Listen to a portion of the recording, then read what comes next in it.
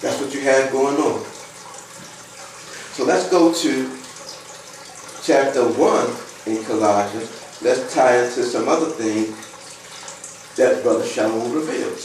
So now, beginning at verse 12. Giving thanks unto the Father, which hath made us meet to be partakers of the inheritance of the saints in light, who hath delivered us from the power of darkness, and hath translated us into the kingdom of his dear Son, in whom we have redemption through his blood, even the forgiveness of sins. Now think about it. Let me just stop for a minute. Okay, because we have scriptural evidence that HaMashiach, the Messiah, as we learned in Leviticus, okay, we have scriptural evidence that the Messiah would also be the priest. Okay? And in each of those passages, chapter 4 passages, and the passage from chapter 6, they were all pertaining to the sin offering. My question to all of the naysayers out there, Hebrew, Israelite, Jew, whatever you call yourselves, why? HaMashiach, the only 4 times it's mentioned in connection with HaKohen, but also in reference and in the context of the sin offering. Why? That's the question you have to answer. Because that's strictly word. That's the scripture. That's not my opinion. That's what the Bible teaches. So what do you do with that? Well, let's move on. Verse 15. Who is the image of the invisible mighty one? See, in other words, the invisible mighty one, because we're still in that time of darkness. Yah. See, one of the reasons why he wasn't mentioned a lot in the scripture, in other words, what I'm saying, that name standing alone. I believe it was 50 or a little over 50 times if you find the name Yah mentioned. Now that does not include the many times it's found at the end of a name. That does not include that. Okay? Or the time when it's found incorporated in other names, which we're going to touch on that briefly in a moment. Okay? But as far as standing alone, your head, you only find this name 50 times or a little over 50. Wow. Because at this particular time, Yah, he's hidden. He's concealed. And it was Yahweh who interacted with humanity. Okay? So let's move on. But it says here that Moshiach Yahushua, Colossians chapter 1 verse 15, who is the image of the invisible mighty one, the firstborn of every creature. In other words, Brother Shaul, Brother Paul, he knew that the first thing that Yah created was his word. That's what it means, the firstborn of every creature.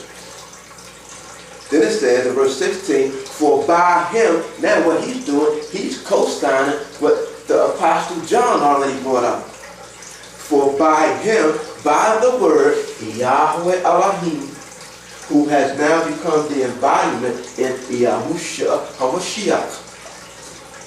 For by him were all things created that are in the heavens and that are on earth, visible and invisible. Now think about that. You know the visible things are simply those things that you can see. But what does he mean by the invisible? For all my physics out there who are discovering these different laws, be it the law of gravity. You can't see gravity. Show me what gravity looks like. You can't pick it up with your hand and show it to somebody, because see, the belief is if you can't see it, hear it, taste it, touch it, smell it, it don't exist. But there's a law called gravity. Although we can't see gravity, we see the effects of it. It's invisible. He made that. He created that. the law of motion. He made that. He created that. That's part of the invisible things that he created. Whether they be thrones or dominions or principalities or powers, all things were created by him and for him.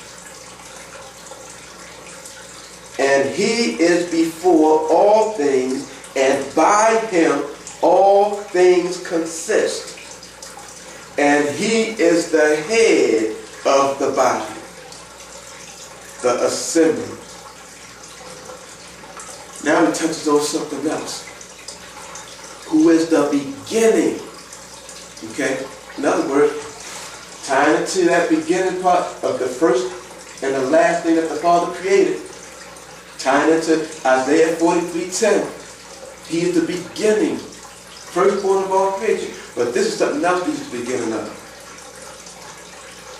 The firstborn from the dead. In other words, the first human being, because he was fully deity and he was fully human at the same time.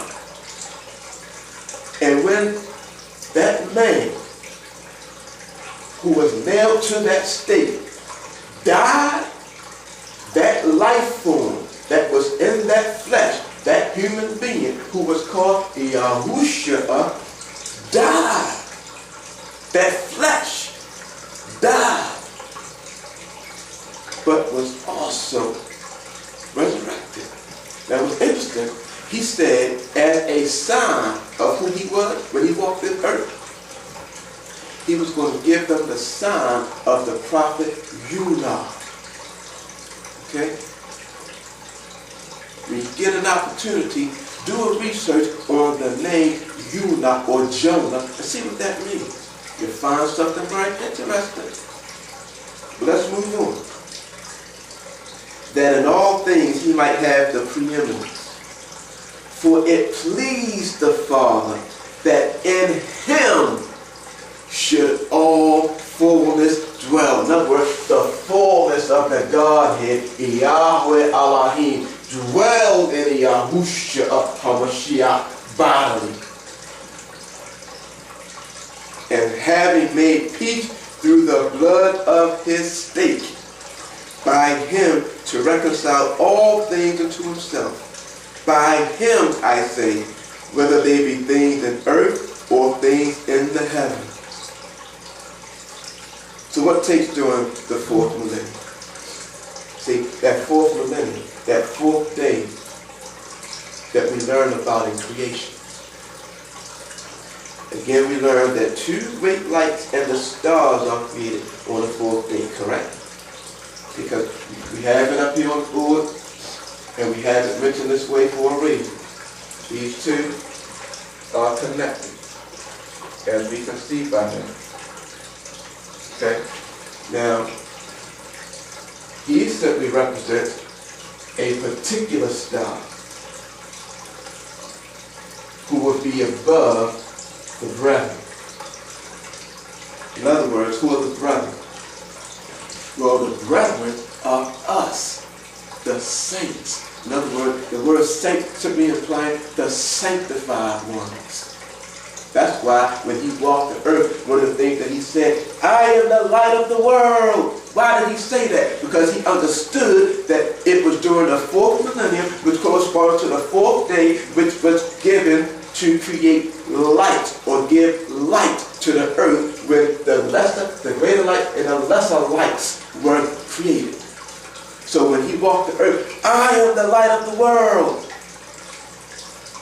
I'm not going to be here long. So when I leave, you are the lights of the world. We become those stars now. Okay? Who's still in this darkened age. So let's move on. Let's go to the letter that Brother Shaul wrote to Philippians.